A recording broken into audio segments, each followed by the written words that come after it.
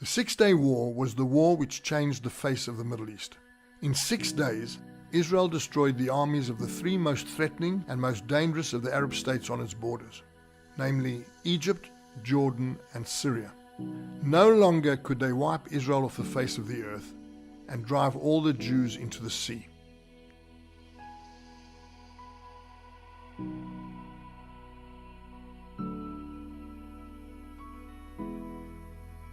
It had only been 19 years since the State of Israel was declared by David Ben-Gurion on the 14th of May 1948. Israel had survived the attacks of its neighbors, brought in over 900,000 refugees from Arab countries, and begun building a modern state.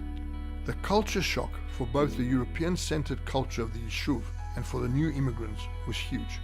There had been years of austerity, and 1966 saw the country in a recession with a weak government led by the uncharismatic Levi Eshkol. In early May 1967, the first rumblings of the impending war began to appear. The Syrians had since 1964 been diverting the water of the Chatzbani River, which was the main source of water for the Sea of Galilee, Lake Kinneret, and Israel's national water carrier.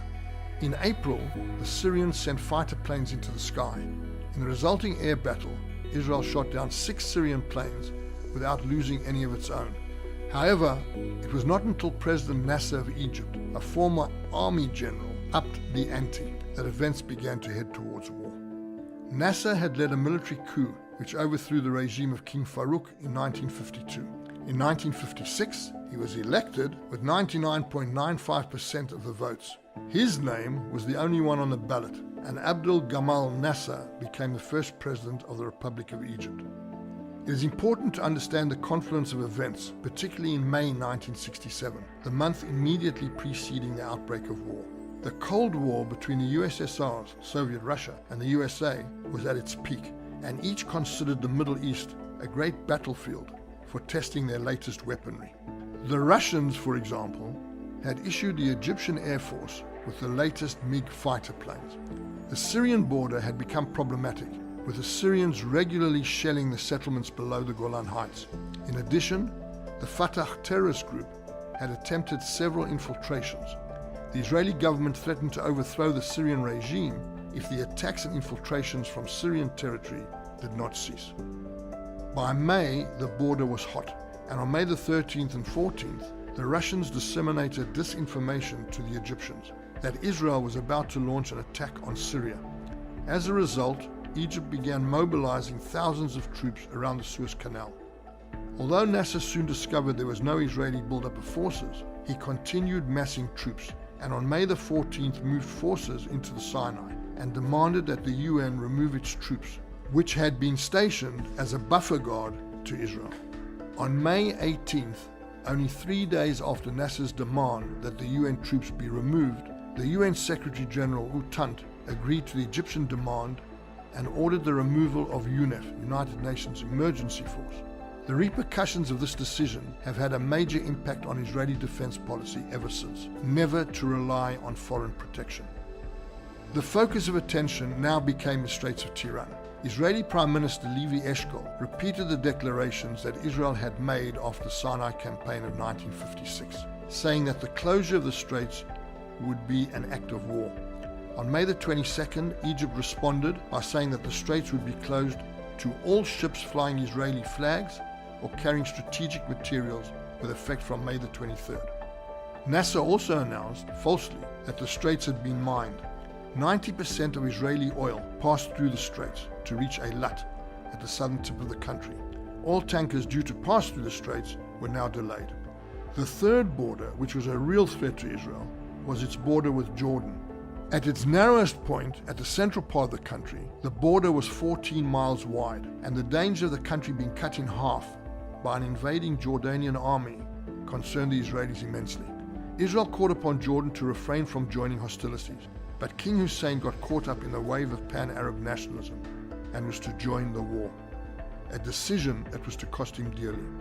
In addition, Jerusalem, Israel's political, religious, and emotional capital, was divided between East and West. The holiest shrine in Jewish religion, the Kotel, the Temple Mount, also known as the Wailing Wall, lay in East Jerusalem, Jews were not given access to pray at the wall. Thus, by the end of May, the area was clearly headed towards war, and Israel would have to fight on 3 separate fronts. As the country headed for war, the lack of a charismatic, dynamic leadership was evident when on the 25th of May, Prime Minister Levi Eshkol addressed the nation, leaving people in serious doubt whether the country would survive the inevitable forthcoming war. On June the 1st, in order to placate public opinion, Moshe Dayan was appointed Minister of Defense and a unity government was put in place. At 7 a.m. on June the 5th, 1967, 200 planes of the Israeli Air Force were in the air. Within 4 hours, 2/3 of the Egyptian Air Force was destroyed, most of them while still on the ground. Israel had had intelligence that the Egyptians swapped pilots at exactly 7 a.m. every morning. Israel sent a message to Jordan to stay out of the war. The Jordanians replied by shelling West Jerusalem, reaching as far as Tel Aviv. Syrian planes attempted to bomb Haifa, but were repelled. Israel was drawn into a war on all 3 fronts. Israel destroyed both the Syrian and Jordanian air forces, ensuring total air dominance over the whole area. The focus of the second day of the war, June the 6th, was the Sinai and the destruction of the Egyptian army. Major tank battles took place in the Sinai. The superiority of the American-supplied tanks over the Russian tanks used by the Egyptians once again proved that the Americans had better weapons in the air and on the ground. Most of Sinai was captured, including Sharm el-Sheikh, and the Straits of Tiran were once again open to Israeli shipping. Also on the second day of the war, Israeli forces captured Mount Scopus in Jerusalem. Israel was especially careful not to bomb the Old City and endanger the holy sites of Islam, Judaism, and Christianity. On the third day, June the 7th, Israeli forces focused on the Eastern Front. The main battle in Jerusalem took place on Ammunition Hill. The Old City was taken, and the famous words of General Mordechai Motor Gur, Har HaBayit B'Yadeinu, the Temple Mount is in our hands, were recorded for posterity. The rest of the West Bank, including Hebron and other major cities, were captured. Jews of all persuasions flocked through the Old City, attempting to reach the Kotel and be amongst the first to pray at the wall for over 2,000 years. The outpouring of emotion showed quite clearly that the chances of ever redividing Jerusalem would probably never take place again. The fourth day, June the 8th, focused on the imminent ceasefire that the Arab states and Russia were desperate to put in place. But Israel had not finished the work of ensuring that it had removed all the imminent threats. The West Bank ceasefire lines were pushed back, and the width between the desert and the sea was now 44 miles in place of the 14 just 3 days earlier. In the south, the ceasefire line was established at the Suez Canal. In the north, the Syrians continued its bombardment of the civilian settlements below the Golan Heights. On day 5, Nasser appeared on TV for the first time. He admitted defeat and resigned. However, the following day, he retracted his resignation. Now that Egypt and Jordan were defeated, Israel could focus the full force of the IDF on the Golan Heights. The Golan Heights were considered an almost impregnable area, overlooking the Sea of Galilee and stretching to Mount Hermon in the north. During the early 1960s, Israeli spy Eli Cohen had been taken on a tour of the fortifications of the Syrian army on the heights. He had suggested that trees should be planted where the fortified bunkers existed to provide the soldiers some shade when they exited for breaks. This provided the Israeli attacking forces with perfect markers where the troops defending the Golan were hidden. Without Eli Cohen's intelligence, Israeli casualties would have been extremely high during the attack to take the heights. At 11:30 a.m. on the 5th day of the war, the attack began. By the end of the day, all the roads leading up to the heights were in Israeli hands.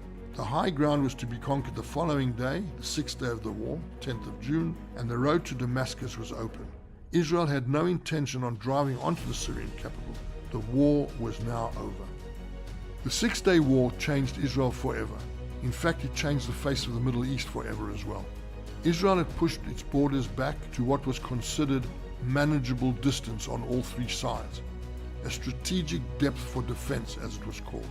This false sense of security was exposed 6 years later when Israel came close to being overwhelmed and defeated in the 1973 Yom Kippur War. Meanwhile, the feelings of relief impacted the nation and the whole Jewish world as well.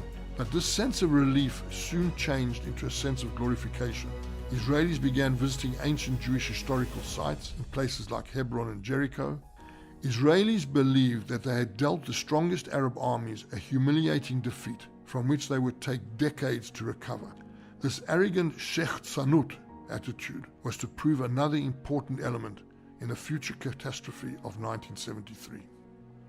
The UN passed Resolution 242, calling on Israel to withdraw from all conquered territory in return for the right to live in peace. 242 is still in place, awaiting to be implemented, although peace treaties have been signed with Egypt and Jordan. To this very day, we feel the impact of the Six-Day War.